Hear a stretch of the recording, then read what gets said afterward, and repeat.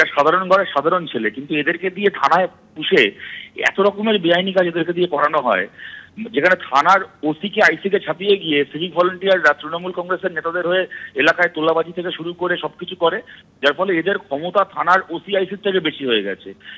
এই যদি চলতে থাকে তাহলে সরকারি একটা ক্রিমিনাল বাহিনী ছাড়া আর কি হবে? আমরা বারবার করে বলে এসেছি যে সিভিক ভলেন্টিয়ারের চাকরিটাকেও একটা স্থায়ী সরকারি চাকরির মর্যাদা দেওয়া হোক। একটা সরকারি চাকরির প্রক্রিয়া যেভাবে হয়, ব্যাকগ্রাউন্ড ভেরিফিকেশন করে তাকে নিয়োগ করা, তাকে ঠিকঠাক ভাবে মাইনে দেওয়া, রিটায়ারমেন্টের পরে পেনশন দেওয়ার এই সুযোগ সুবিধাগুলোও দেওয়া হোক, যেমন আবার মানুষের কাছে তাদের অ্যাকাউন্টেবিলিটিটাও নিশ্চিত করা হোক। তা যদি না করা হয় তাহলে এই ঘটনাগুলো ঘটতেই থাকবে। এরা সবাই চোর, কে কোন পোশাকে চুরি করছে এটাই বড় কথা। কনস্টেবলও চুরি করে আর কনস্টেবলের পোশাক পরে চুরি করে, ব্যাপারটার মধ্যে তো কোনো তফাৎ নেই। তৃণমূল মানেই চোর আর পুলিশ মানেই তোলাবাজ।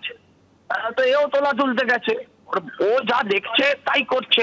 এখন মুশকিল হচ্ছে এর কপাল খারাপে ধরা পড়েছে, বাকিগুলো এখনো বহাল তবিয়তে এরকম প্রত্যেক থানায় ঘটে।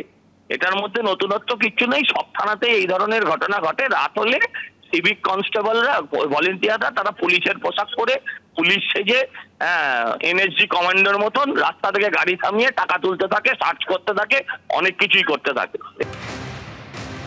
আমরা দেখেছি বারবারই সমালোচনার কেন্দ্রে উঠে এসেছে এই সিভিক ভলেন্টিয়ার। একাধিকবার সমালোচনা করা হয়েছে, তাদের কার্যকলাপে রাশ টানার কথাও বলা হয়েছে, হাইকোর্ট নির্দেশও দিয়েছে। তার সত্ত্বেও কিন্তু দেখা গিয়েছে সিভিক ভলেন্টিয়ারদের দাদাগিরিতে রাশ টানা যায়নি। একাধিকবার সেই ছবি আমরা দেখেছি। আর এবার যেমনটা প্রগতি ময়দান থানার সিভিক ভলেন্টিয়ার করলেন, যে কনস্টেবলের উর্দি চুরি করে সেই উর্দি পরে দাদাগিরি দেখালেন তিনি। ফের শিরোনামে সিভিক ভলান্টিয়ারের কীর্তি।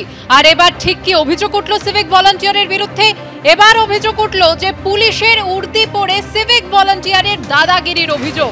যে ঘটনা ঘটেছে সেখানে কনস্টেবলের উর্দি চুরি করে সেই উর্দি পরেই দাদাগিরির অভিযোগ। গ্রেফতার প্রগতি ময়দান থানার সিভিক ভলান্টিয়ার নীরজ সিং। চুরি করা কনস্টেবলের উর্দি পরে কসবায় গিয়ে দাদাগিরির অভিযোগ। থানায় ফোন করেন স্থানীয়রা, আর তারপরই কসবার পুলিশের হাতে গ্রেফতার সিভিক ভলান্টিয়ার। আগেও এই ধরনের কাণ্ড ঘটিয়েছে নীরজ, জেরায় স্বীকার করেছে সে, এমনটাই পুলিশ সূত্রে খবর। বারবারই সিভিক ভলান্টিয়ারের কীর্তি শিরোনামে উঠে আসে। আর এবার সেই সিভিক ভলান্টিয়ারের বিরুদ্ধে উঠল পুলিশের উর্দি চুরি করে দাদাগিরির অভিযোগ।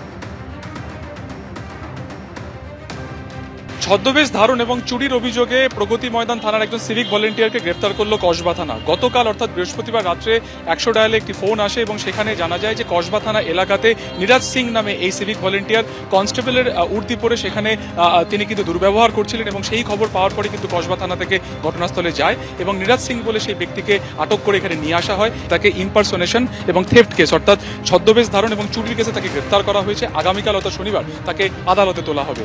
এছাড়াও তার বিরুদ্ধে বিভাগীয় যে তদন্ত সেটাও কিন্তু ইতিমধ্যে চালানো হচ্ছে বলে পুলিশ সূত্রে খবর। ক্যামেরায় সন্দীপ সাধুকার সঙ্গে সুকান্ত মুখোপাধ্যায়, এবিপি আনন্দ, কলকাতা।